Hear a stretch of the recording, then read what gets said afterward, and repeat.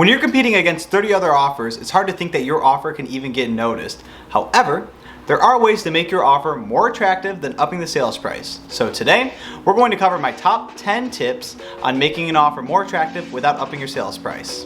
I'm Nick D, and I'm here to give you the real tea on realty. The first thing people typically do when they want to make their offer more attractive, oh hi Max. The first thing people typically do when they want to make their offer more attractive is to up their sales price. Now, obviously that works, right? But there's 4 other pages of information on your purchase agreement that can be modified to be more attractive to the sellers. So, first thing I'm going to cover is loan type. Now, you don't always have a choice in the matter on this, but you should always ask. There's 2 different types of loans. There's FHA loans and conventional loans. Now, there's of course different kinds of FHA and conventional loans, but we're just going to focus on those 2. Conventional loans are privately funded. They don't require any kind of government inspection. FHA loans, on the other hand, are government issued loans and they require government inspection and repairs.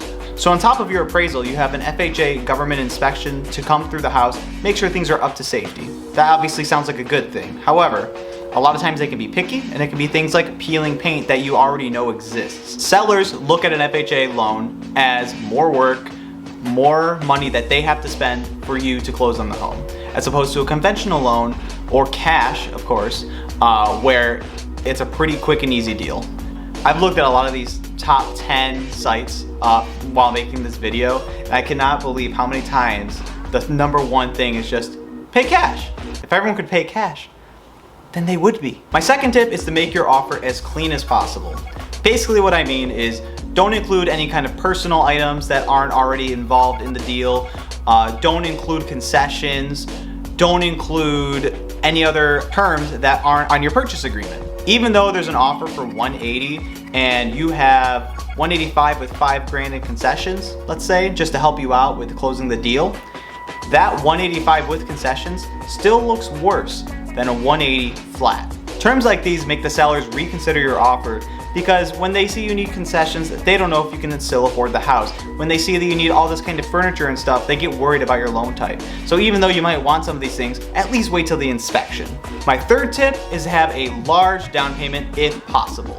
Having a large down payment not only shows your competence as a buyer, but it also helps your appraisal. A lot of times, an appraiser will factor in the amount of money you're putting down because that offsets how much the loan is going to be from your bank. So when a seller sees 20% down as opposed to 3% down, a lot of times that 20% down offer is going to be more attractive, even if it's a little bit lower in sales price.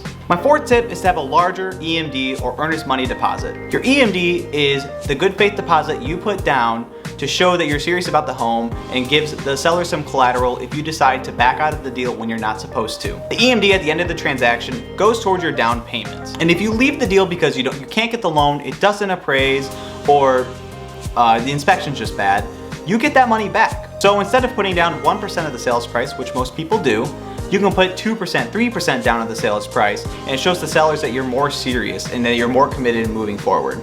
Number 5, letters, but with some contingencies. I'm sure you've heard a lot of people who have written a love letter to the sellers stating they have a family and they love the house for X, Y, and Z reasons. And although this can be a good strategy, in a lot of areas, they're starting to be banned. The reason why is because a lot of times, especially if there's pictures, it can violate the Fair Housing Act. From the seller's perspective, they don't want to see your pictures, they don't want to know who you are because they don't want to be accused of discrimination, which is fair. So although sometimes they can be good, and I've had experience with them being good, a lot of areas are starting to crack down on them. And as a listing agent, you're only putting your seller at risk by presenting those letters. Sixth tip is putting your best foot forward or an escalation clause. In a competitive market, a lot of people still don't put their best foot forward. They will offer maybe $5,000 under what they're really willing to go highest at. But with offer deadlines and highest and best being the norm today,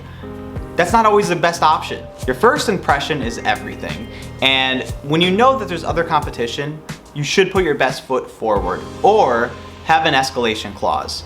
An escalation clause is essentially a clause that states that you will beat any offer up to a certain amount. The problem with this is that sellers don't have to show you other agents' offers. There's a confidentiality a lot of times when other agents don't want their offers being shown to other people. So that being said, it can be really hard to prove that they have another offer that you're trying to beat, but if they're honest, it's worth a shot using the escalation clause. My 7th tip is utilizing your team. So you should have an awesome agent, an awesome lender, an awesome home inspector, so on and so forth.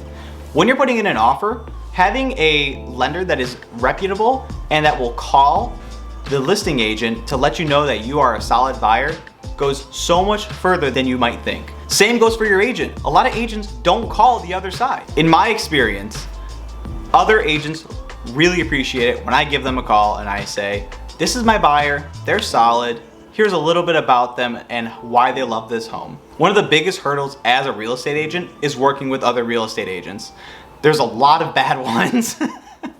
So even though the sellers aren't dealing with your buyer agent specifically, their list agent will definitely tell them, say, this person was the most professional, they were the nicest, their offer might be a little bit less, but I think this will be a smoother transaction. But of course, it's your call. And the sellers might heed their agent's advice. My 8th tip is having fast deadlines. When your agent writes their purchase agreement, they're gonna write a lot of deadlines. The typical inspection period is somewhere between 5 and 7 days, 10 if it's on a well and septic. Your closing date is typically 30 days out, but if you're able to get an inspection within the next 2 days, or if you're able to close early because your lender says so, then you should. In this market, a lot of sellers are accepting offers and other agents are holding on to them for extended periods of time up until the last day without even performing an inspection before the buyers back out. And nobody wants that. The sellers want to know if you're gonna buy the house or not. So having a shorter inspection period and you doing your due diligence faster is going to look like less of a risk because they can put it back on the market faster. My 9th tip is giving free occupancy when you can. There are a lot of people out there who live in their homes while they sell it, and they need 30 to 60 to 90 days after the closing to move out. Most times, we charge the sellers rent because they're essentially tenants until you move in. While they're occupying the property, the sellers have their proceeds held by the title company. A lot of times this can be a daily amount or monthly amount, anywhere from $1,000, $2,000, $3,000 a month, depending on how expensive the house is. Because the rent can be so expensive, it's not a bad idea to give them free occupancy if you can afford it. The nice thing is if it's about 30 days, you probably won't even be paying a double mortgage payment. Most of the time, your mortgage payment doesn't start the next month, but the month afterwards. And lastly, my 10th tip is giving appraisal assurance if you can. I'm sure you've heard of this before. I'm sure everybody pushes it down your throat, but I'm here to explain it a little bit better. An appraisal assurance is you, the buyer, assuring the sellers that you're willing to pay a certain amount of money above appraisal price. The reason why this is so strong is because even though you have the highest sales price, there's a good chance your bank isn't going to appraise it. This is part of the reason why cash deals are way more attractive, because not only are they fast, but there is no appraisal because it's all cash. They can, whatever is on that paper, that's the amount of money they're getting. However, if you buy a house for $155,000 and then it gets appraised for $143,000, all of a sudden there's a $12,000 gap there, and most of the time the buyers don't have that much money. This of course continues to show why upping the sales price isn't always the best option. But if you can at least put in $1,000 or $2,000 saying, hey, I'm willing to pay $2,000 above the appraisal price, and if you're willing to bring that money to closing, it's a huge benefit. A lot of times sellers will look at that and feel a lot safer about the price. Best part, and your agent should be able to tell you this, depending on what the price is at, it might appraise fine. And if it appraises fine, you don't spend that money at all. So it's a little bit of a gamble, and you should only do it if you are confident that you really want that house and you're confident that you can afford it. But yeah, that's my 10 tips. So if you have any questions, leave a comment below. Please don't forget to subscribe and like the video, share it to your friends. And if you're in the Metro Detroit area, I am a realtor, so feel free to reach out to me, either comment below or send me a message on my website, nickd.realty, and I can help you out. Anyway, that's the Realty on Realty. I'll see you next time.